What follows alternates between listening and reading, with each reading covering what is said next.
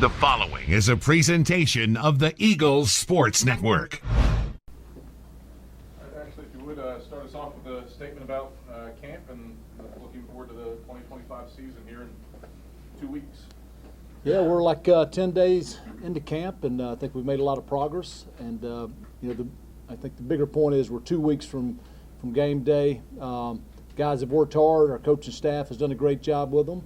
We're excited about where we are, but we still have a long ways to go to be ready to play a game. So we're kind of transitioning now to kind of game situations and things like that. But we're excited about where we are and where we're heading. Questions for Coach Ingram? Coach, we were just talking about how we were just introducing you last year, but here you go, year two. How is year two different? And what you talked about it a little bit there, but what really excites you about this group heading into 2025? Right.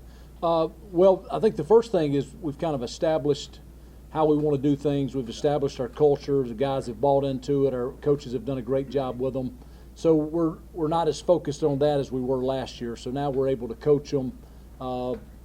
We have a really talented group of guys who have been great since we've been here. They've bought into everything that we've asked of them. So I guess things are a lot smoother than they were, this time a year ago. I really didn't know what to expect when we played. Things are heading in the right direction. Coach, certainly a tradition-rich program. How important is it to you that the young men know about that as they move forward into a football season? Right. I was just having a conversation about this. Obviously the legacy of Carson-Newman Football, the legacy of Coach Sparks. I was fortunate enough to get to play against him 3 times. That building's not here without this history, and without Coach Sparks, this stadium's not here. Honestly, I'm probably not here if he hadn't set the standard that he set.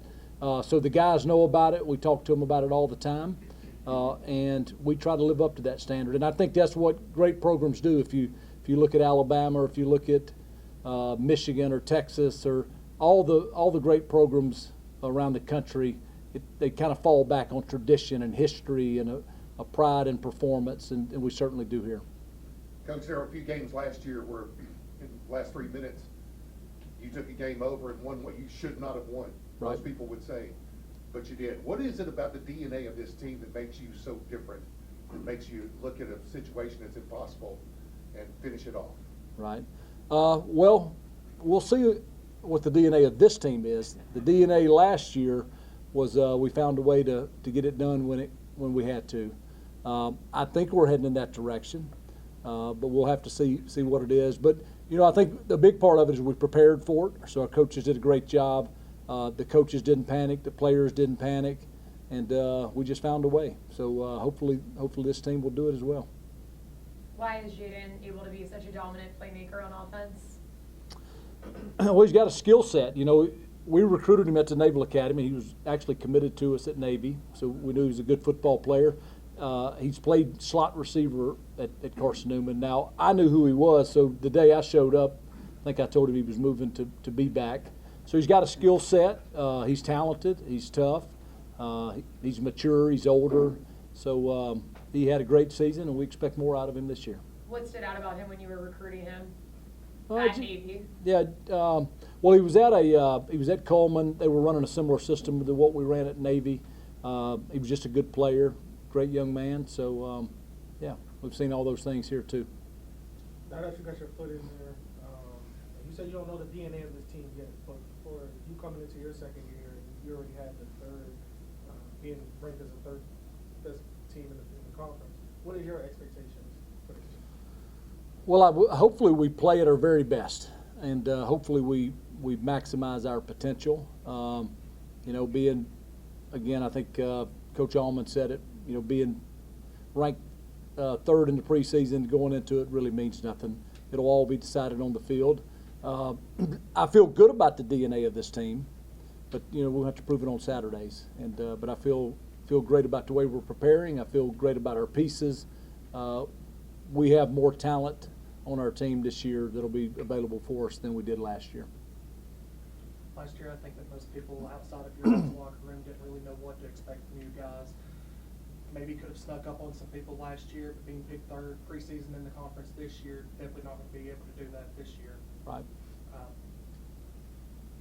Talk about the difference between that last year and this year in that regard. Right.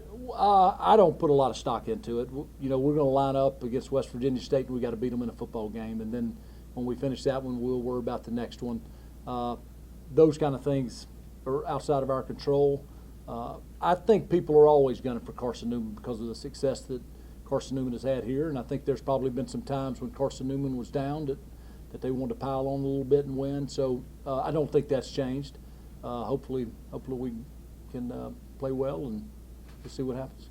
You also talked about the legacy of this program, and this is such a close-knit community. So to be able to deliver a season like you did last year and kind of give that back to this community, what did that mean to you? And were you able to take any kind of gratification out of that? What was the reception like? Yeah, everybody's been great to us, from Dr. Fowler to Matt Pope to you know, all the former players. Everyone's been great. It was a good start. We're not satisfied with what we did last year. We want to do better. Went through 5 quarterbacks last year. Right. Whatever the plan was in the preseason, how the offense was supposed to look, probably never really looked Right. how you wanted it to look.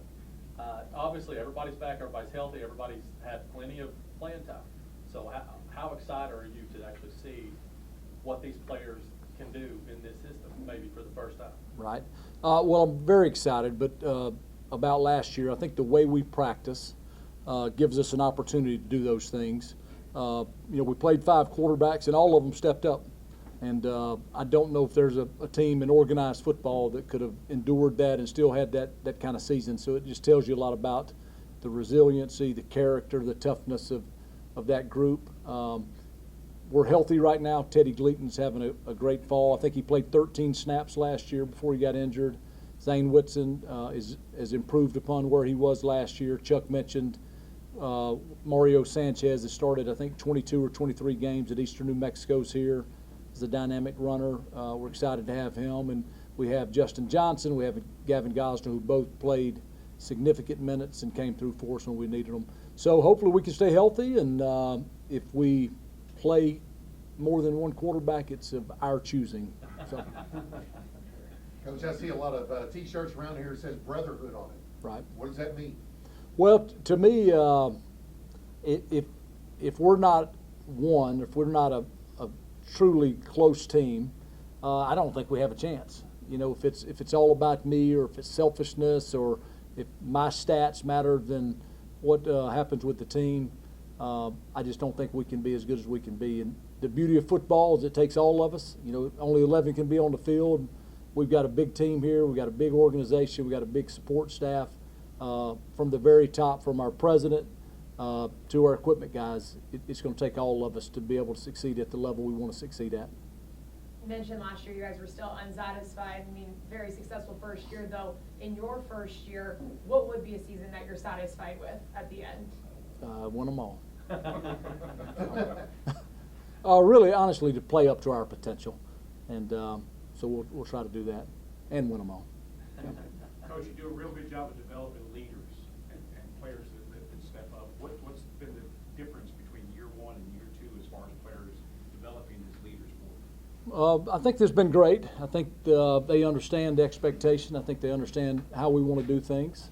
But it's an ever-evolving process. You know, probably one of those things that's never where you want it to be. But the guys have been great. And if you looked at where we came from and where we're at, you know, in 18, 19 months, I think it's a world of difference. If you walked in a meeting room, my first meeting, or you walked in a meeting today, I think you'd see a noticeable difference. So it's been great. Coach, I think you see this at any level, really with any sport, too. First-time head coaches say they learn a lot about themselves in year 1. What do you think you learned about yourself in the first go-around? Well, I think I already knew this, but I think I learned that you need a lot of really good people around you. I'm just, you know, one in a big cog, so I got great assistant coaches. I've got great support from our administration, and our players have bought into everything we've asked of them. So I'm just a piece of it. So I think I already knew that, but I certainly feel more strongly about that now. Anything else for Coach Ingram? All right, Ashley, thank you. Awesome. Thank you. Thanks, Coach. All right.